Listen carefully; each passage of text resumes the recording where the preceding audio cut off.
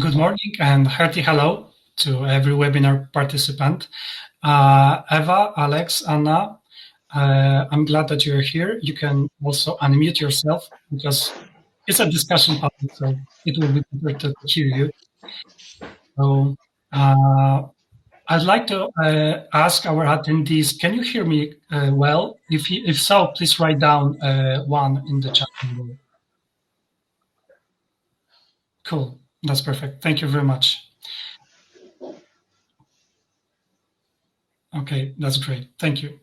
So, once again, hello. And I'm Paweł Zieliński from ALTEN Marketing, and I will have the pleasure to host today's webinar along with Katarzyna Hajduk from HSBC Marketing. And I will introduce our panelists later on. But first, I'd like to give some highlights and a bit of a background where actually we agreed together to meet today and discuss. So, Women in IT, the power source for women to develop in the IT world. So, before we move on, I think we should to dig in a bit more. So, I'm sure that you noticed a digit before, 17%.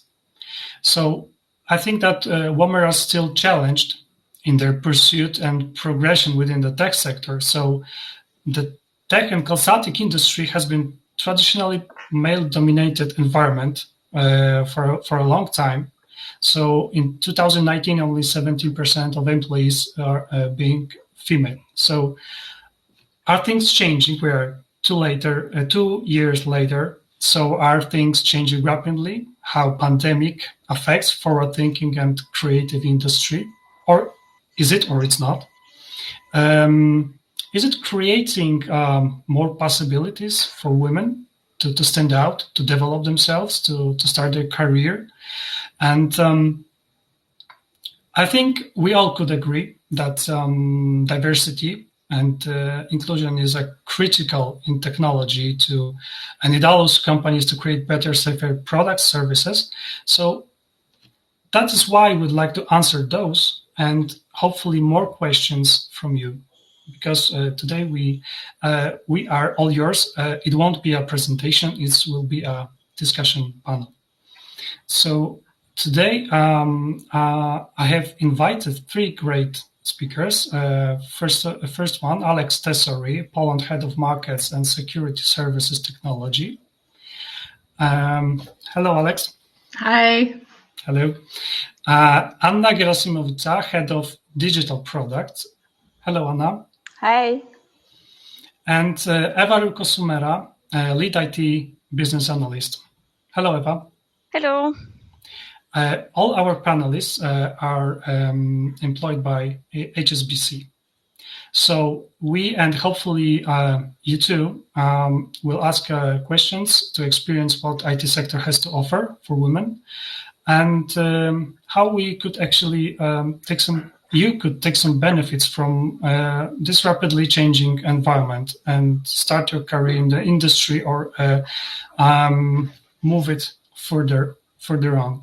I encourage you to stay until the end of the webinar, our meeting, and ask questions, because in the chat window with a question mark at the end, later on, I think tomorrow, our panelists will pick up two best questions and we'll send a small gift to each author of the question. So, are you ready? Can we start? Just questions? Okay. So, Eva, my first question goes to you. Could you please explain what actually it means? What is the power source for women to develop in the IT world? Are there any stories of successful women that stand out from the crowd and from others? Thank you for that question. Maybe before I'm going to answer, let me introduce myself quickly. Hi, everybody. Thank you all for joining for this session. My name is Ryłko-Sumera, and I am Lead IT Business Analyst in HSBC. my current position is focusing on the development of the product for trade surveillance purpose in global banking and markets. And my main focus is to connect IT world with the business world. I'm the person responsible for all of this communication. And today I have a short story for you to answer the question raised by our host, which I hope that will inspire you the same way as inspired me. So it will be the origin story of the term called debugging or bug within a code. I know that there are a few stories around this. The origin is not 100% confirmed, but this one is my favorite one. So you have to imagine that it was 1945, and where Grace Hopper, who was a programmer, noticed that one of the machines broke. So she started to investigate what happened that this machine stopped working properly. Back in those days, the coding has been performed on the punch cards, and each of these punch cards had a special holes drilled down to them in order to compute a code. And because those punch cards were done from a paper, it attracted the moles. And what Grace Hopper discovered was that on the one of these punch cards, there was an actual mole which did the extra hole within the punch card itself. And this was exactly the reason why this machine broke. So she took her notebook and wrote down case of bug being found, and this is how we think this term may originate in IT. I chose this story because it contains a very special woman, Grace Hopper, who is also an originator of COBOL code.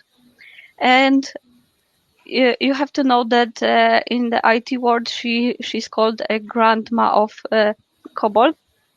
And what I wanted to pass to you is that the fact that women were always present in IT, they were extraordinary, always ready to share their input and to share their knowledge in order to improve something. Just keep it in mind, and I hope that you will find this as inspired as I did. Thank you. Okay, thank you, Eva. Well, what another question comes to my mind is that COBOL is still present, right? Yes. So yes, it has not been replaced by Java. It's still alive due to its simplicity. So that is actually stunning. I mean, back then, 1945, and we still use some basic ideas of the code still. And I suppose a variety of important systems works on the COBOL. U.S. administration, some banking as well. So Exactly. I think that, yeah. Okay, thank you very much, Eva. Well, Alex, I'd like to ask something a bit different or not. As a woman, do you have to have only female role models, or do women can also benefit from men's stories? How is it like? Sure. So hi, everyone. I'm Alex Tessari. I am head of Markets Securities Services Technology in Poland. It's a bit of a mouthful. Essentially, it means that I look after the investment banking department here in Krakow. We're about 250 people, and we're structured with a number of sub-departments. So some will be asset class aligned, like equities or global FX. Others will be more functional aligned, market operations technology, for example. But yeah, to go back to your question about role models. So growing up as a girl, I didn't have any female tech role models, but what I did have was a lot of uncles in Canada that were engineers, many petroleum engineers, and I thought they had really interesting careers, and they traveled the world, importantly, which I thought was very cool. And that definitely played into my choosing to study computer science, or at least engineering at first, at university. And then I happened to discover I enjoyed coding kind of into my third year. When I started at HSBC in 2006, so yes, 15 years ago, in Paris, I joined a team that was all male. And yes, for most of my career, that's been the case, where I have been the only female in the team, often doing software development or looking after software development teams. Also, sadly, there wasn't a lot of female senior leadership role models at HSBC at the time. It's changing now, but there's not been much historically. So I can't say I had a lot of female role models in tech for many years of my career. But what I did have was a number of really inspiring male colleagues for different reasons that I would consider were my role models and people I would look up to. So for some of them, it would be because of their technical expertise and just like lots to learn from them. For others, it would be how they are able to explain their vision for technology and help convince the business on a journey to change. In other cases, it would be some of the senior managers, and some we have today within technology, that I think get a good balance between fostering the right culture for engineering excellence, but also like a real focus on collaboration and on people that make that successful. So yes, I definitely don't think you have to have female role models. I've had a lot of male role models, evidently, in my career to date. But I guess there's another aspect, which, looking wider and outside of technology, currently today there are a lot of very high-profile women in some very senior political positions, and there are a number of them that I do find inspiring, more for their leadership qualities, and some of them doing just difficult jobs in turbulent times. So I'll just name a few that I find interesting, inspiring, of different political persuasions. So Angela Merkel, right? She's been 18 years the German chancellor, and she was clapped by her people for 6 minutes when she stepped down recently. That's inspiring, right? She had so much respect from people of all political sides, right? Both locally and globally. Her tenacity, her resilience, her steady hand. I think everyone was impressed by that, or at least most. Jacinda Ardern, the current prime minister in New Zealand, she's super cool, and she's been praised for how she's handled the coronavirus pandemic, right? Done a really good job of leadership there. And finally, who else? Georgette Mosbacher, I think someone more close to Poland. So she's been the ambassador to Poland for the past 3 years. And I was lucky enough to see her talk at the Perspektivium in Tech conference in 2019 in Warsaw.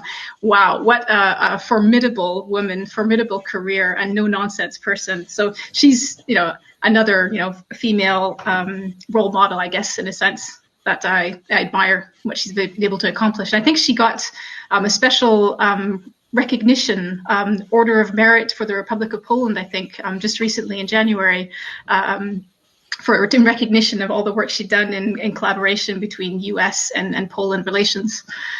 So yeah, so you can have both role models, men and women, and also within tech or outside of tech. Yeah, okay, thank you very much, Alex.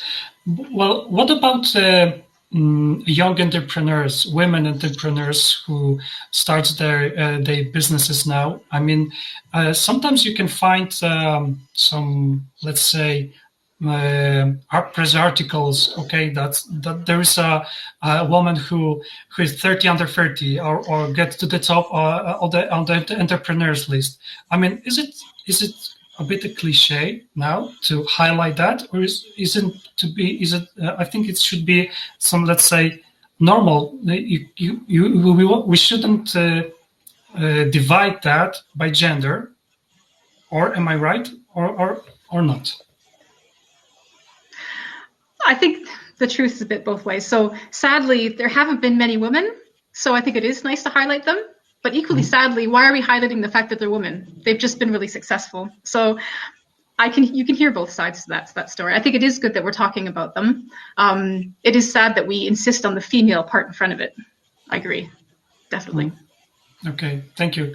Anna, what is your view on that? I mean, what would you say about taking inspiration from others? Well, first, let me just introduce myself. Hello, everyone. Very nice to have you here.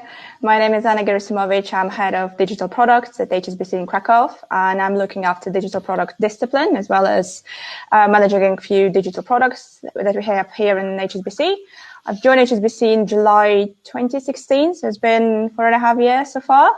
I initially actually joined HSBC London, and I took 2 short assignments to Krakow in 2018 and 2019. And I actually loved it so much that I decided to stay. And I think that was probably one of the best decisions I've made in my career so far.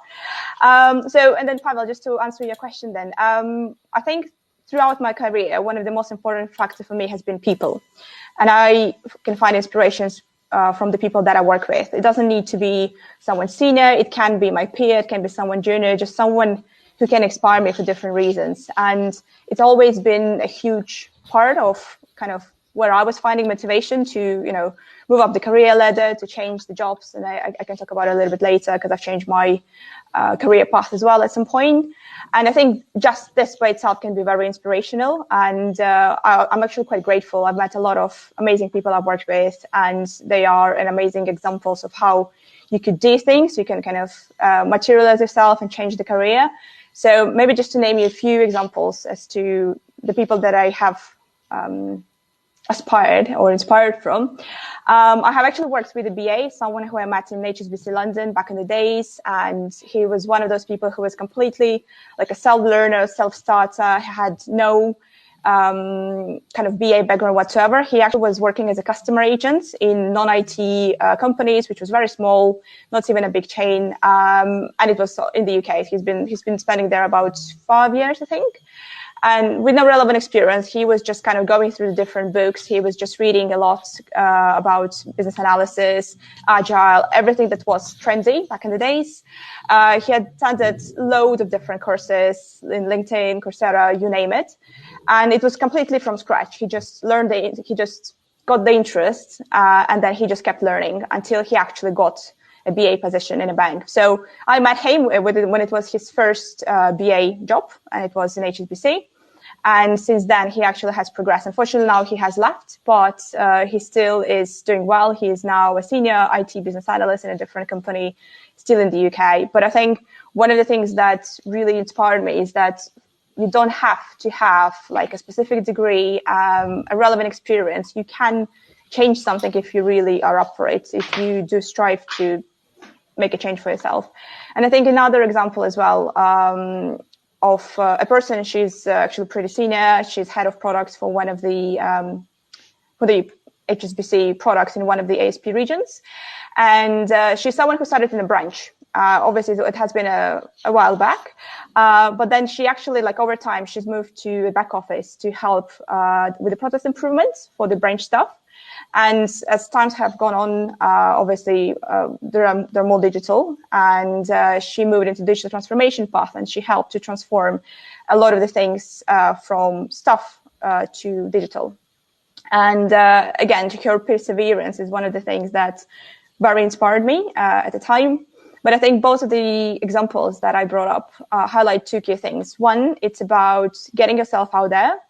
You need to own your development. You need to kind of be putting yourself out there, getting yourself outside of the comfort zone, because changing something is not easy. And I think another thing as well is it's not, you shouldn't be afraid of new things. And it's okay to fail. It's okay to sometimes maybe be rejected for the jobs. And you don't have to have 101% of the requirements to be able to apply for a job. Just apply for it and then see how it goes. And I think both of the examples is just those little inspirations that I personally found very inspiring throughout my career. So you need to, let's say, you need to experience failure to appreciate victory, right? Yeah, that too.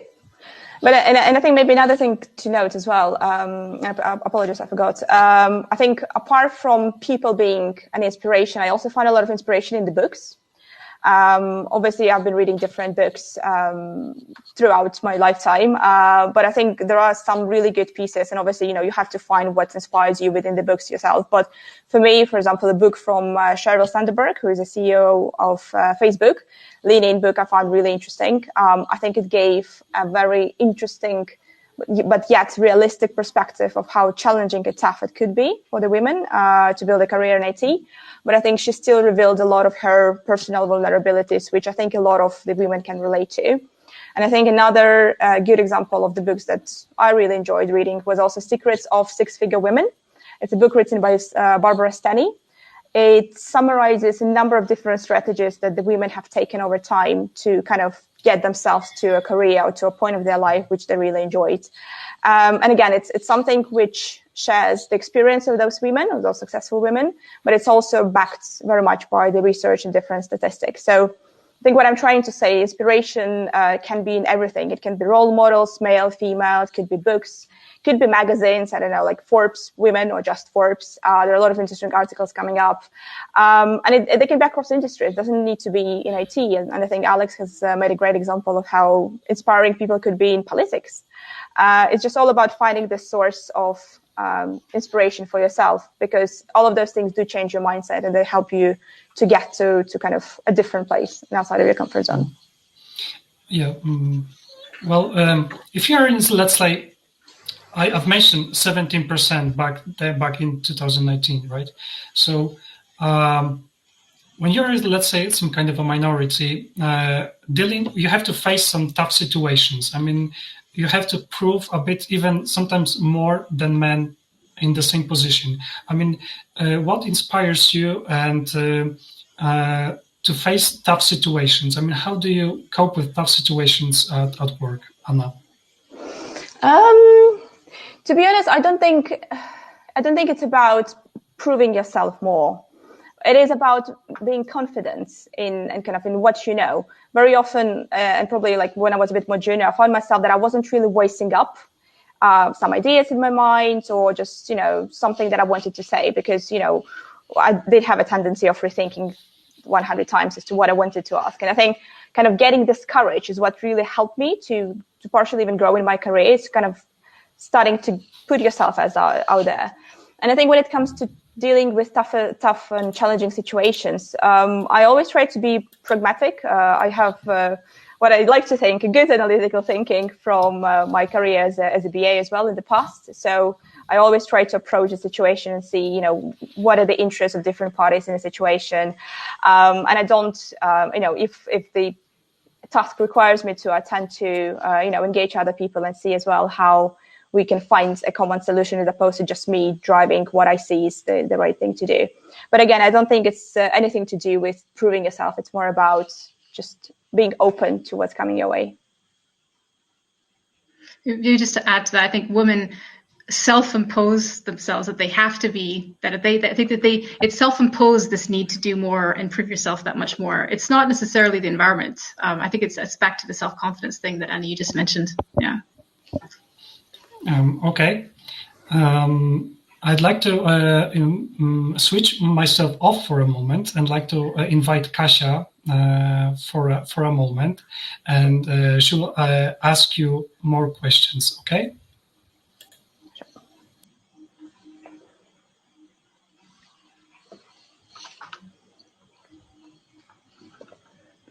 Hello, Kasia. Hey. Hello, you're on mute. We cannot hear you because you're on mute. Of course. So, hello everyone. Great to be here, and I'm really happy that I have a chance to ask you this question. We'll switch gear a little bit here, and for many people, including me, your career is like a definition of a success. But as we all know, success doesn't happen overnight. As you mentioned, there are some significant changes behind it, some efforts, for some even countless efforts. And I would like to ask about this kind of situation. So the most important turning points in your career, and so maybe Alex, would you like to open the discussion, since you've been with HSBC for like 15 years, so I believe Yes. there must be many turning points. Yeah, so I've been very grateful that at HSBC I've been able to do a number of quite different roles, and also in 4 different countries. And I'd say that for me, turning points have either been when I have significantly changed career or moved country, and sometimes it was both. So I'll just go through those different turning points for me that kind of led me to where I am today. So I think that the first determining factor sometimes is about having the right sponsorship. Very early days on, when I first started working in Paris, I was working very closely with a very senior equities trader, front office, and I was building some pricing tools for him and his team. And I was doing well. I really enjoyed it. He was happy with my work, and he was moved to New York to head up the trading desk there. And so it was thanks to him, through him, that I got an opportunity to move to New York to basically continue what I was already doing, building out, tactical tools on the desk for the traders there. So that I didn't expect that. I didn't, plan for that. It just, it was like, do you want to go? Yes, great opportunity. I was 24 at the time, so I then went to New York. Then the next thing that's important around turning points is you owning your own career and what you want to do and seeking that out. So after a year in New York, I really enjoyed New York, but for personal reasons, after a year, I was ready to move back to Europe. So I actively started having conversations with my previous managers in Paris and also in London to see if I could do a similar job either back in Paris or on the London trading floor. As it turned out, HSBC was hiring, which was lucky. And I was able to basically choose either one. I chose London because it was the bigger hub for HSBC, and I think I saw more opportunities there at the time. And also it was a new adventure, right? So moved to London. That was very much me, deciding I wanted to move and making that happen and having HSBC support me in that. But then fast forward to 2013. So I'm now team lead of a tactical development team on the trade floor, building, tactical tools for traders, really enjoying that. But kind of thinking, okay, what's my next move though? I'm happy here, but I should start thinking about what's the next thing. And I didn't see at the time what that next move could be at HSBC. So I actually started interviewing elsewhere for another role, for a team lead development for another team, another bank. But as it happened, my IT manager at the time had other ideas for me. He saw potential for me to do something else, and he gave me a completely different other challenge, which I accepted, to be project manager on a vendor trading platform. That was a real challenge and learning experience, but not for another time. So that was very much, sponsorship, having the right manager who was pushing me to take on a new challenge, saw that, I was doing great, but I could, time to do something new.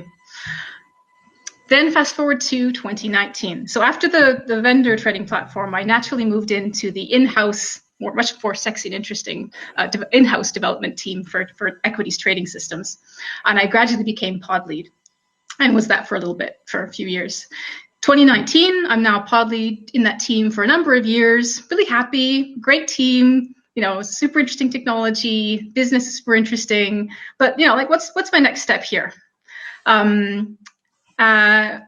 As a couple, we've been living in the UK for 11 years now. 11 years. We never anticipated living that long in the UK. We actually became British citizens, although I never quite picked up the accent. I think I still sound pretty Canadian. But yeah, we were kind of ready for a new adventure as a couple. We were happy to leave the UK. And we saw Eastern Europe as like a land of a lot of opportunity and lots of stuff happening there and lots of tech talent. I saw that, HSBC strategy, technology strategy for Europe was to build out Krakow. So I started asking questions, to our managers, the people around me. So what's the plan here? And those questions and that asking led me to having a job as building out equities technology in Krakow. So that's how I came to Krakow in 2019. So that was absolutely me saying, putting my hand up, are there opportunities here for me? What can I do? How can I help, further HSBC strategy, right? So very much that was owning my own career and proactively seeking out opportunities. So yeah, sponsorship, proactively seeking opportunities. There's one more thing though, which sadly you can't really plan for. Being in the right place at the right time. So last June, I was happy. I was building an equities technology, blah, blah, blah. My local boss here resigns. So he's looking after the whole of the MSS IT department, right? I'm asked to take on the interim, leadership for the department. Fantastic opportunity for me to get a taste of a much bigger role, much more responsibility, and also, apply for the role, which I did. And after a very long selection process, I've now been in the role officially for 2 months, and it's a whole new other opportunity, new challenges, that will keep me busy. So it's a mixture of things, right? It's sponsorship, it's being proactive, and sometimes it's just being in the right place and just being able to apply for that role that's come up. I think you are a great example of the career that is being built in one company, and it's a great example that such career doesn't have to be necessarily boring, but it can be also a piece of adventure. And I saw, Anna, you were nodding when Alex was mentioning all those factors and conditions, let's say. And I think you have some similarities when it comes to your story. You also moved from London to Poland, to Krakow particularly, but you also went through a career switch from the consulting company to IT in banking. So could you share your experience and what keeps you motivated? Yeah, sure. I was also noting, because I think Alex mentioned a great point about owning your career. I think that's one key thing I would also like to highlight. But let me just give you a bit of a background of what my career has been like. I actually, I didn't have any IT-related background. I've done a master's in international management, and my bachelor was in business administration, so completely business. And, when it usually happens, when you finish university, you don't quite know what you would like to do. You're kind of like, yeah, I'll just try something. I'll start somewhere. This was exactly me back in 2010. I happened to start in a consulting firm, which is one of the big 4 companies. It's EY. And I started in tax. So I joined on a graduate program, which we have in London back in the days. And it was within the tax advisory. Obviously, it also included some qualification, certification that I had to do, and a specific career path if you're obviously successful through those stages. So I started there, but then in about a year and a half, I realized that it's not really something that I enjoy doing. I can do it, but I don't really get satisfaction from doing the kind of job. And as soon as I realized that actually I'm not fulfilling myself, I started to explore other areas which exist within EY, because obviously EY is also a big consultancy firm. And it took me a while. I was just reaching out to different people. I was doing my own research, just trying to figure out what are the different areas, what are the different jobs that could be available. And within some time, it did take a couple of months. I would probably say half a year. I've identified some mentors, but I don't really like calling them mentors as such. There were some people who I became friends with. Some of them were junior, some of them were a bit more senior.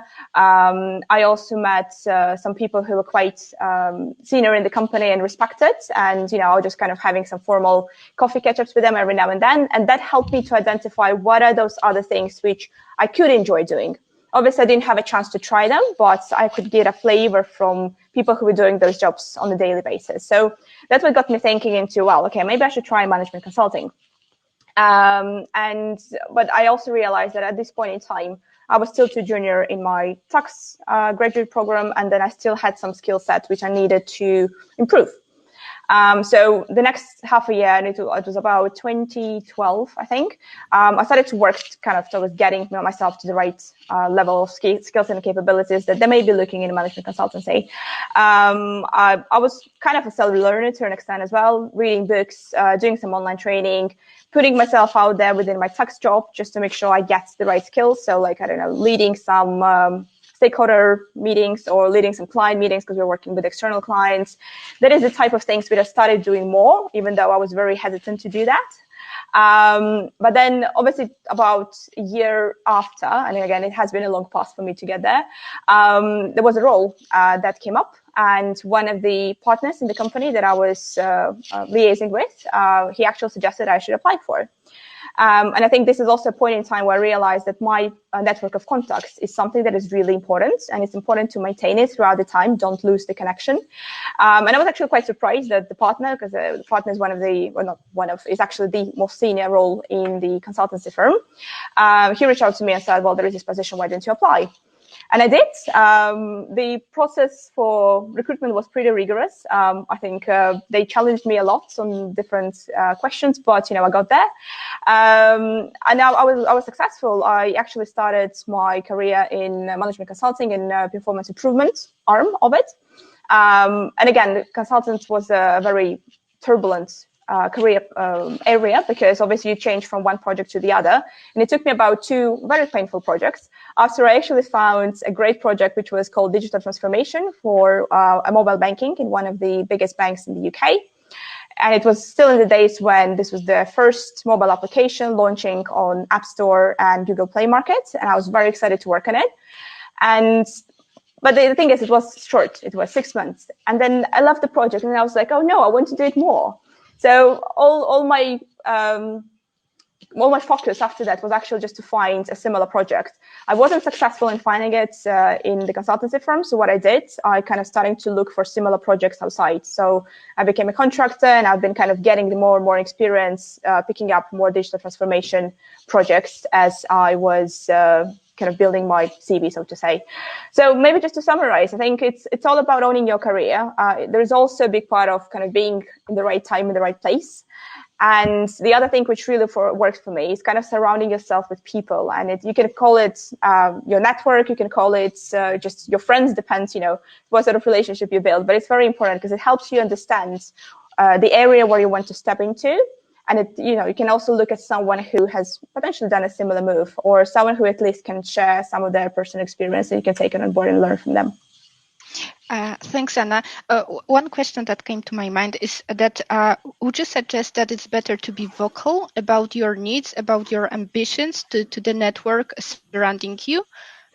I would say yes. It never hurt me, and I've been doing it ever since, to be honest, because you never know who else the other person may know, right? The world is small, let's admit it, and one person may hear of an opportunity and they think that you fit. And funnily enough, that's actually exactly how I got into HSBC, which was in 2016. A person who I was friends with in my employer was friends with a BA who was actually working for HSBC, and through a referral, that's how I got to an interview. But that's all about your network. It's about people who are able and willing to put a word for you if they think you are the right person for it.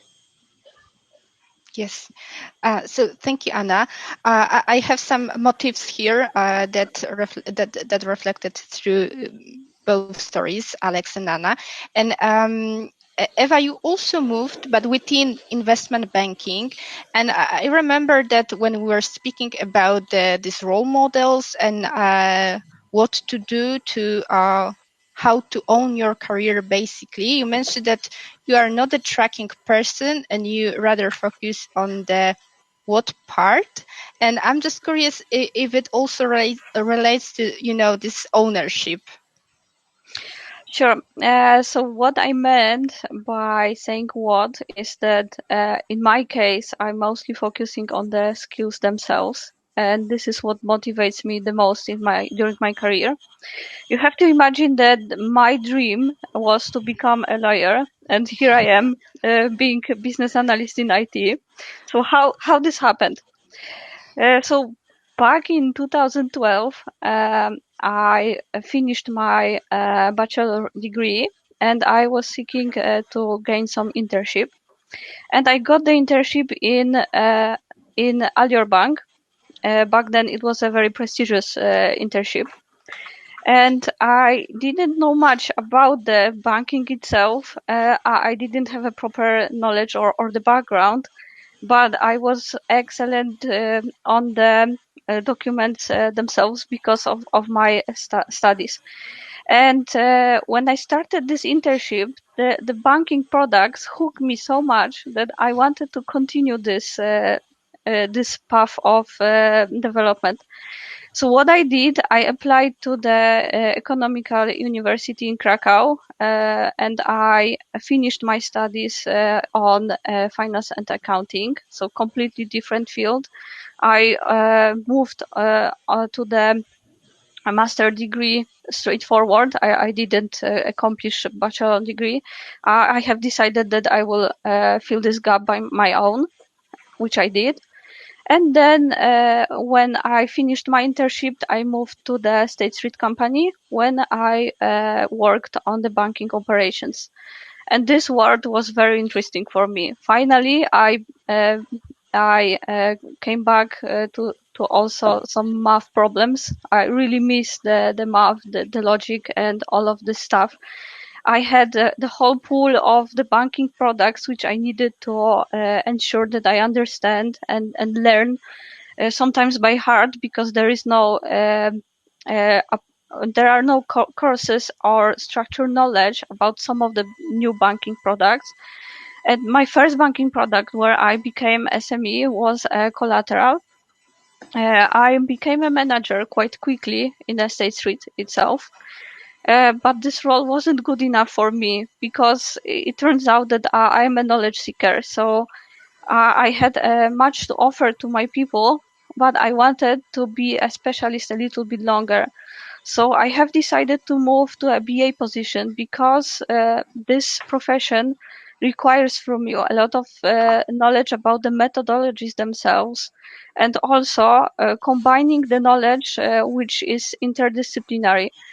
Sometimes you have to combine the two words which on the first side do not have anything in common. And this is what attracted me the most. And the other roles which I gained were exactly fit for that purpose, to gain the more knowledge, to gain a more challenge in the work. And that what was my biggest motivator. And this is how I picked up the role in the HSBC, because here in the trading surveillance, I can combine all of this interdisciplinary knowledge to actually produce very structured and very complicated solutions and make the software around it. And this is the most important for me. And this is what keeps me happy, I can say. That's great. I see that you kept challenging yourself, but I think that at some point you may get distracted, you might get demotivated. So how you set up those, step-by-step goals, and how do you measure your own development to stay on the track, actually? It's not so easy. Actually, I had some good days and bad days, let's say. I can tell you a story what motivated me. Back in the happy days when we were allowed to be outside, I I almost lived at the gym, and I noticed a sentence on the wall which told that you should supposed to be your own hero. And first slide, I thought that it's a little bit narcissist because it sounds like you are in love with yourself. But then I thought, well, actually that makes sense, because if you are chasing yourself, you will never stop to do so. And this is what your development is supposed to be about. You have to set up yourself your own goals, but those goals have to be realistic. So if you can lift up one skill at the time, it's a big achievement. You should be grateful for yourself that you were able to do it. I think that how to approach this in a proper way, I would say that you have to make 3 simple but painful steps, which will be, firstly, be honest with yourself and rate yourself. That's the first step. Rate yourself. Rate your skills, rate your working skills, and compare them what is currently in a good position in a job market. What job market sees to extract what are the competences which are required in order to succeed in particular IT role, and do I have them? Create your own list and rate your skills to see how are you doing. It's only for yourself, so you don't have to lie to yourself. Just be honest with yourself. If you see that some of the competences require the further development, just do it. Do it within next month, do it within next year. Give yourself a time, but keep this in mind that this what part So what I need to have in order to succeed in this IT role is very important. You cannot lose this from your insight. You have to put this in your mind that it's very important to remember yourself that building the competence requires lots of time and lots of self-discipline, and you have to do it in order to succeed. The second step will be check your skills. If you think that you actually have those skills and you are unsure what is the level of your skill, every IT role has its own certification paths. There's a lot of courses and organizations which are helping you to validate your knowledge. So you can make an online courses, you can make some certification paths, or even study syllabuses by yourself to give yourself a feedback when you see that there is a field when you feel comfortable with your current level of skills, and where you have some skills where the development is required. And all of this certification path will give you a simple feedback how to improve those skills. But you have to keep in mind that you have to be a self-starter and self-taught these days in order to keep up with changing environment in IT. That sometimes is going to mean that you have to drop one skill in order to gain the new one. And then that's the hard part, because sometimes we think that we are so advanced in one thing that you want to pursue this further, but there is no much more development. It's too much comfort zone. You have to drop this and focus on the new things if you want to respond to the changing IT environment. And that's what I think is important to keep focus on. And the third step will be compare yourself. It's very difficult to compare yourself to the others, and sometimes it may seem to be unfair because everyone is unique and you have your unique input to the team. Team is a source of different competences, but keep in mind that you have your colleagues at work or within your closest environment who are excellent in their skills, and you can benefit from it. You just need to have a pure intention while comparing yourself, and try to benefit with their experience. They can lift you up faster than you will achieve it by your own. And that's the important that's the important part which you have to remember. But with this step, always remember to give something in return. Don't just grab the competences from the people. Always give something in return. Even small things may help the others in various situations. Let me give you an example. I didn't have much experience in the trading surveillance itself. I wanted to learn, so I found a very senior BA in London who was willing to help me. And he spent a lot of his time at work to coach me on things, to share his knowledge with me in order to get me fluent in my current role. In return, I knew that he had some issues with his software on the laptop. So what I did for him, I raised for him some tickets to repair his laptop, and he didn't have to spend his time on this.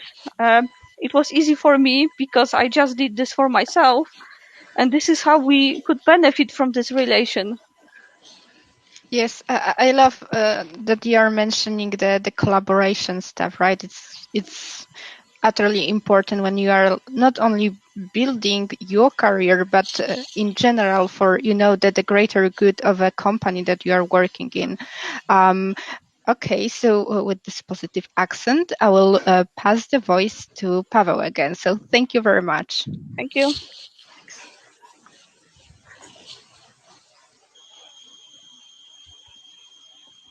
Okay. Actually, you inspired me to ask a question about. I'm to ask a question about competences, and this question firstly goes to Anna, and I'd like to ask you each one of you about that. I mean, you all have different career paths, different backgrounds. So, what do you find the key competences which you wish to highlight in your profession? When you'd like to be successful in the IT? Anna. That's a good question. I think there are a number of competencies, but I don't think they're unique to IT. I think this is something which is transferable. So I'll give you an example of my top 3, so to say. I think working in a dynamic environment and the ability to adapt quickly is something that has helped me a lot, because there are a lot of constantly changing requirements or priorities or like projects. There's like everything, something going on, and it can be IT, it could be elsewhere. I think it's just kind of allowing yourself to be a little bit more fluid and not being too fixed on kind of your own ways of working. I think the other thing as well to highlight is the ability to engage with people, and it's something that you probably build over time. It's just this having this ability to communicate effectively with people both at your level, so your peers, also someone junior and also someone senior, and also kind of getting this confidence in, voicing up your ideas, solutions, just kind of being there and present as well, and also ability to flex your communication style a little bit as if the audience requires so.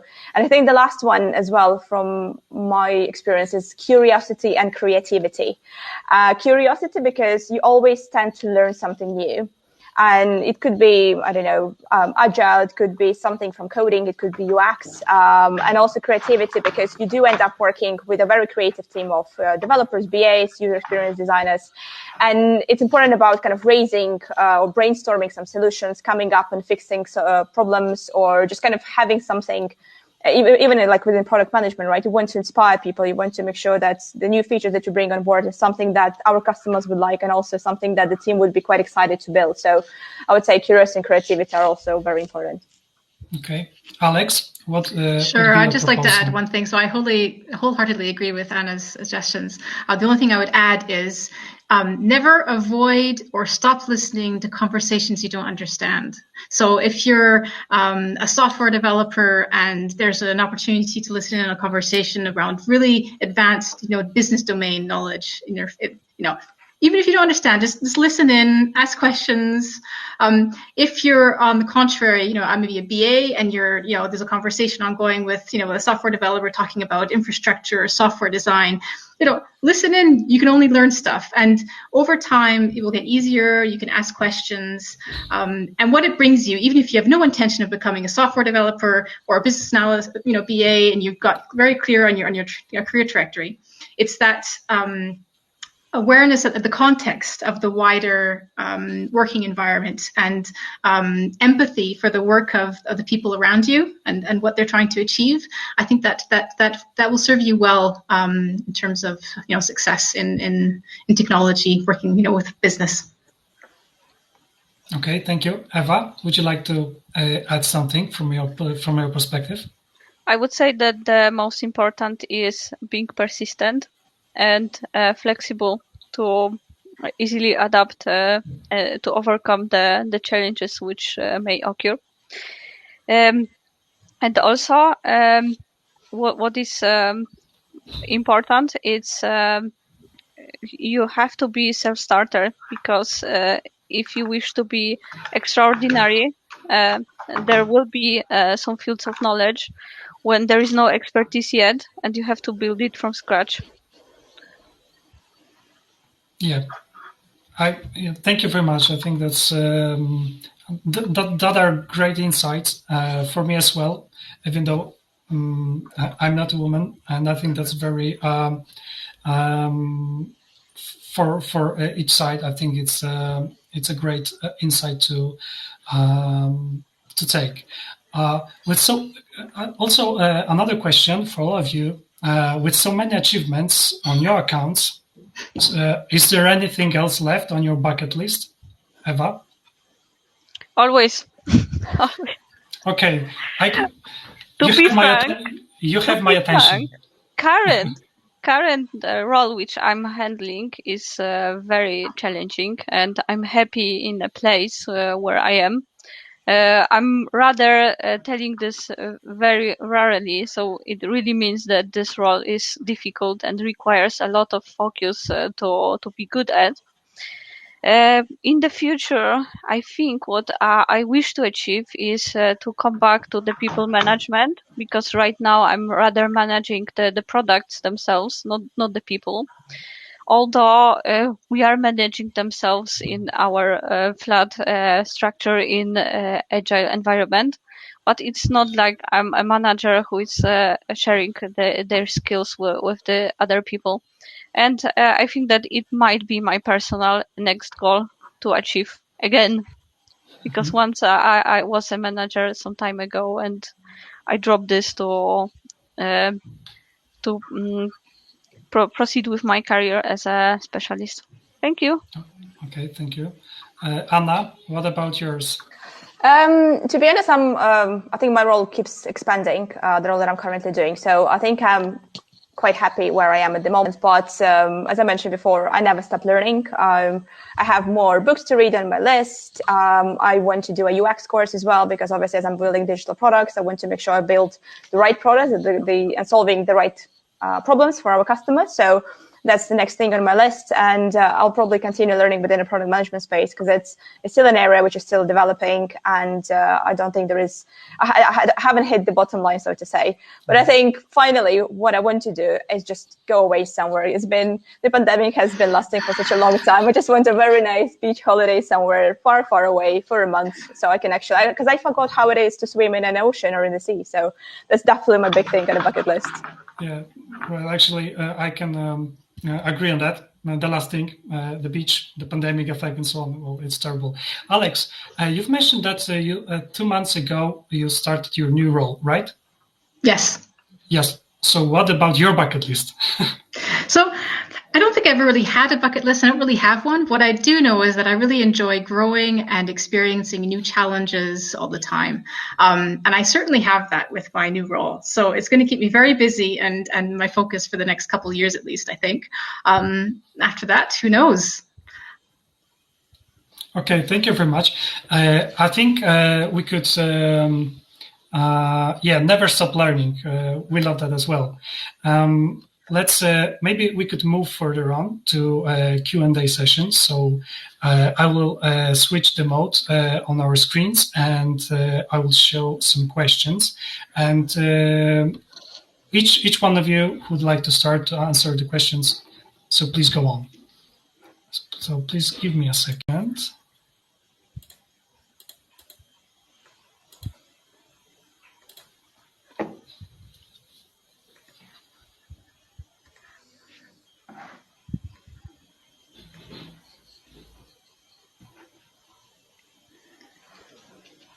Not an easy one. Should I try?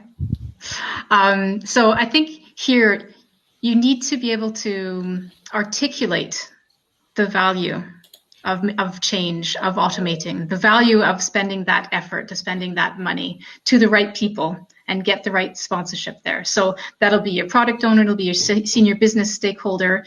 You need to convince them, and the best way to convince them is probably going to be data. Like, how much time is a resource, spending manually rerunning a job, or going in manually doing a change, or whatever process it is that's really long and failing often. Like, quantify that in terms of how much it's costing them in how you approach the convincing of the business person that you need money to fix it. And also that you have a clear idea. Sometimes the business needs to feel confidence that you, on the IT side, maybe have good ideas about how you would fix that too, because maybe they don't know, right? They maybe don't have self-confidence that if they gave you the money, you'd use it well. So I think it's a long effort of convincing that you need to do. And maybe just to add to that, I think it's also very often it's about visualizing those ideas, because if you speak to more senior stakeholders, they often don't really understand, and we tend to speak on our own language, which can be technical sometimes. And I think it's kind of helping them understand this idea, because potential ideas could be good, but they go to waste because they're not being properly understood. So helping to visualize them and maybe kind of translating them to a different language for your stakeholder group, that could help as well, because for sure, we do face absolutely the same problems in IT, and it is all about kind of speaking to the right people, involving the right people at the right time. Okay. I think that some part of this problem, iterative development, is addressing. So when you are actually get to the point where your piece of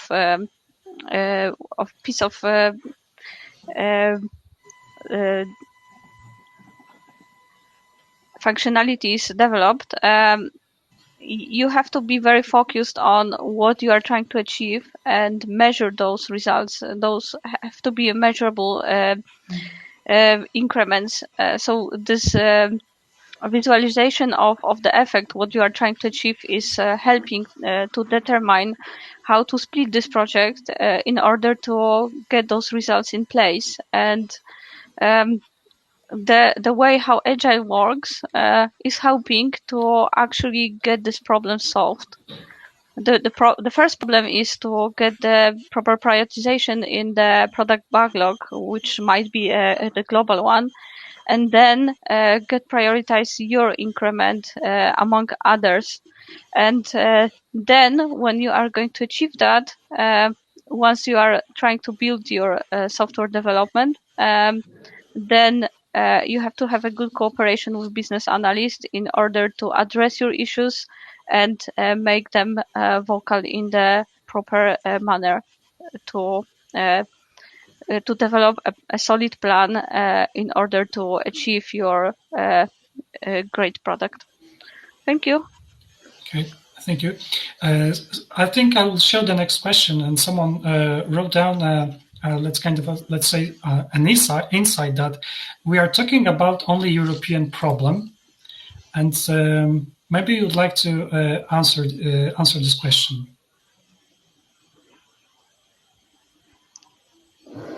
I'll give it a try. I think to an extent, what we see a lot in Europe, it's usually boys who engage themselves more into technology early on, right? All those, PlayStation, Nintendo Switch, kind of boys tend to go into this technology path and get introduced to different devices. I know a lot of the boys who like to kind of put together like a laptop by themselves, or like a PC. So I think naturally that way men or boys actually go more into this technology space from early days. And I think girls on the opposite side, they actually tend to do something else. And when it comes to a career path, very often we go back to what we liked, what sparked our interest back in the childhood, right? And I know obviously we all have we want to become a jet pilot or a doctor or someone else, but when it comes to choosing university, very often we change our choices, right? But I think when you've been engaging so much, and I think it is more the case in Europe as well, that when you're kind of doing more of this techie stuff as you grow, and you get yourself into coding, the more tempted you are to then pursue this career path when you grow up. And I think for girls on the other side, it's more about humanitarian degrees, right? So you want to be a philologist or philosophy, right? This is more kind of softer career choices that women usually make. And I think this may be driving the European trends for this, but rightly or wrongly. I think there's generally a perception in Europe, and I think in North America is fair as well, kind of in our Western societies, that science and computer science in particular is for guys. It's a geek thing. I think doing these kinds of events is about trying to break that down. It shouldn't be, right? So let's just keep talking about it. You can always count Japan into this as well. In Japan, women in most cases are not interested to pursue their own careers, because this is how they thought the society should be built. And it's not that we have this problem only in Europe. And keep in mind that Japan is very tech advanced, and the women in IT out there are rather exceptional. Okay, thank you. And the next question.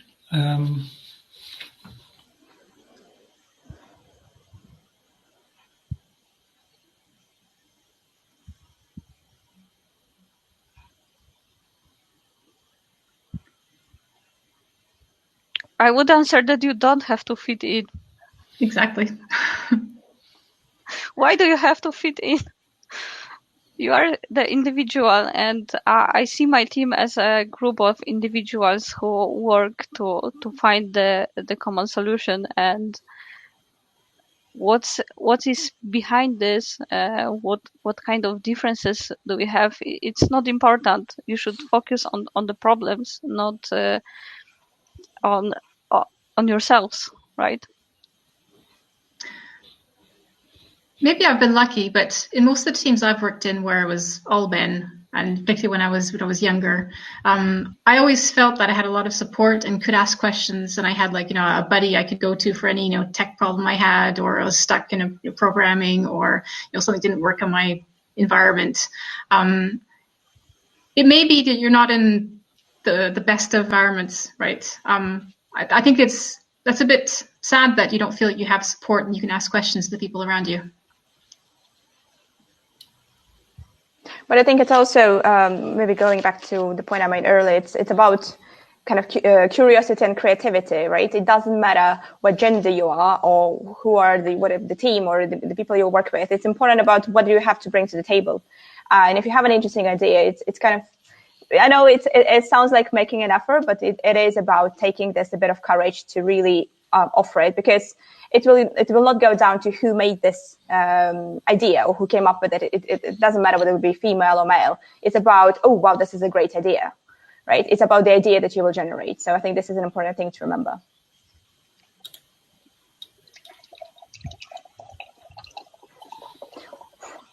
I'll give it a go first. To be honest, I've had both. And as it often happens in the big corporations, I've had a people counselor or a line manager, whatever you want to call it. I actually had both men and women. And in my previous career in consultancy, I was actually mostly promoted by men. However, my line manager or people counselor was a woman.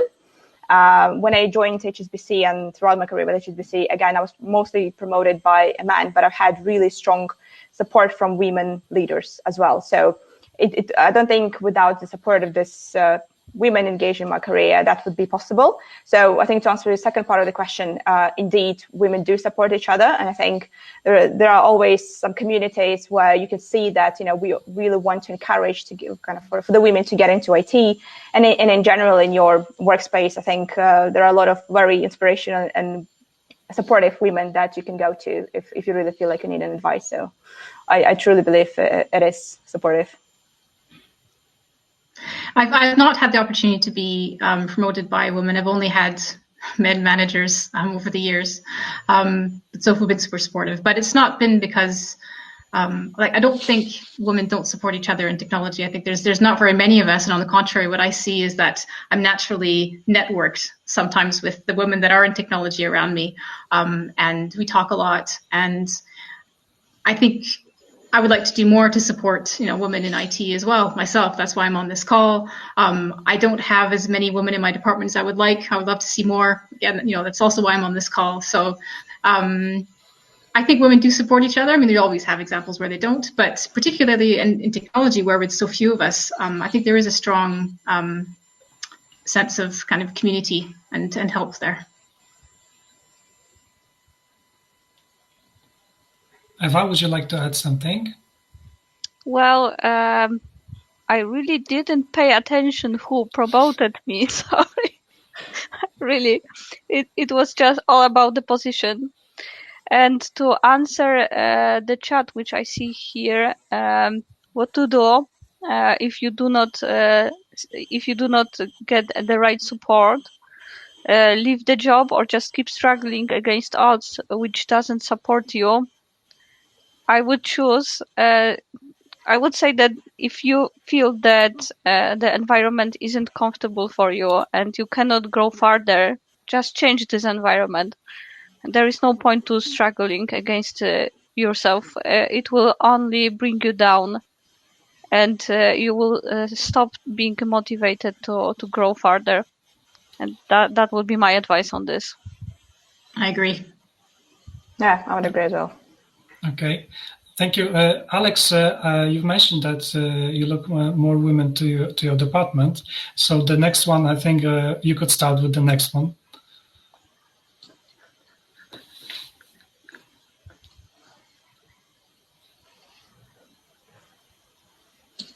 I think there's a lot of things that are transferable from one business to another, like the skills around, curiosity and stakeholder management, and working closely with technology, software developers, and kind of being the interface between business and technical people. All of that is quite transferable.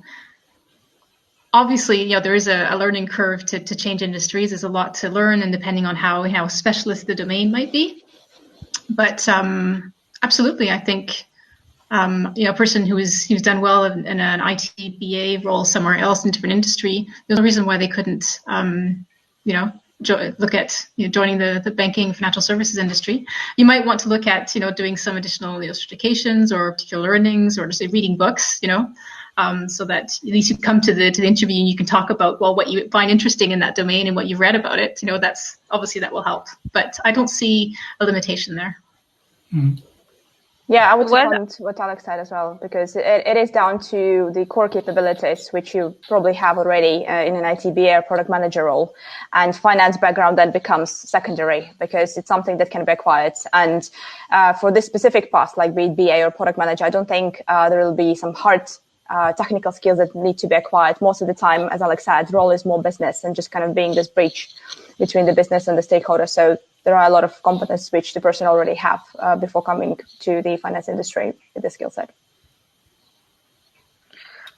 Okay, from my side, I asked myself the same question: what would happen if I have to leave banking industry and start working on a completely new environment? And the answer is that when you are a good BA and you have this work environment as your competence, you know how to provide the proper requirements engineering. You have to be aware that the products which you are supporting are changing, and when you are taking the turn into a new industry, basically what you need to perform is to learn a new product, and that the previous skills are not canceling each other. You still have them. You just need to focus more on the learning about the product itself. And it doesn't matter that you do not have the finance background. For you, it's your new area of expertise which you need to gain. And as a business analyst, you will have a space and people who are going to give you the support to get you on track, basically. Thank you very much. And I think that's we are heading to the last question at the Q&A session.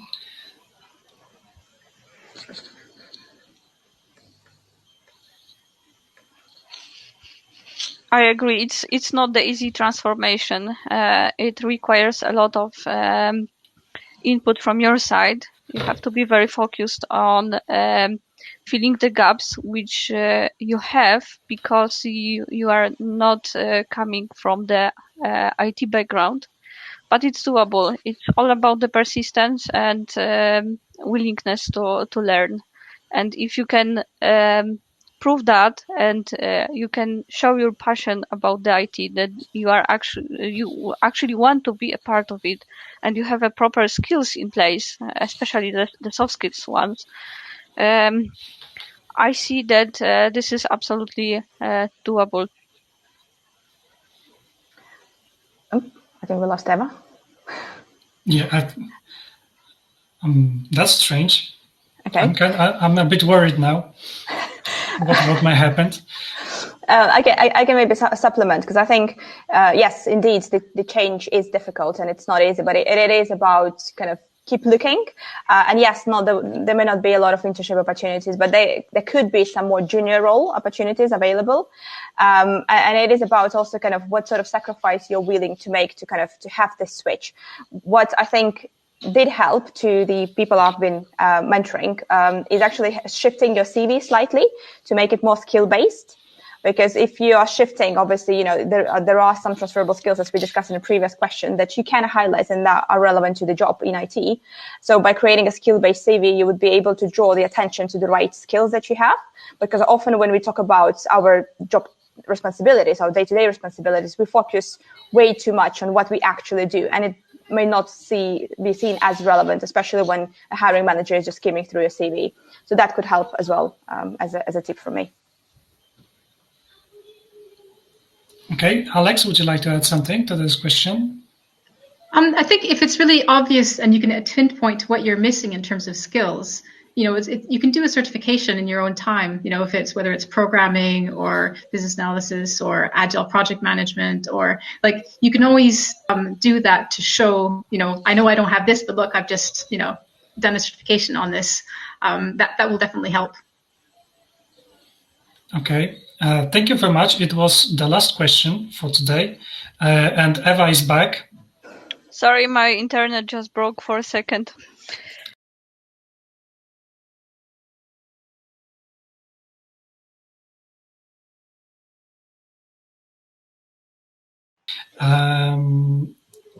That is how it works. Okay, we are at the end of this discussion panel and this webinar. I would like to say thank you very much, Alex, Anna, and Eva, that you joined us today, that you shared your experience, talk a lot about how to get involved into the IT and who to follow and what actually empowers women to develop. And I think we could invite everyone to our next week meeting on 22nd of March. And we'll also discuss other problems and topics regarding women in IT. Thank you very much. Thank you for that you attend, and wish you all a pleasant evening. Thank you very much.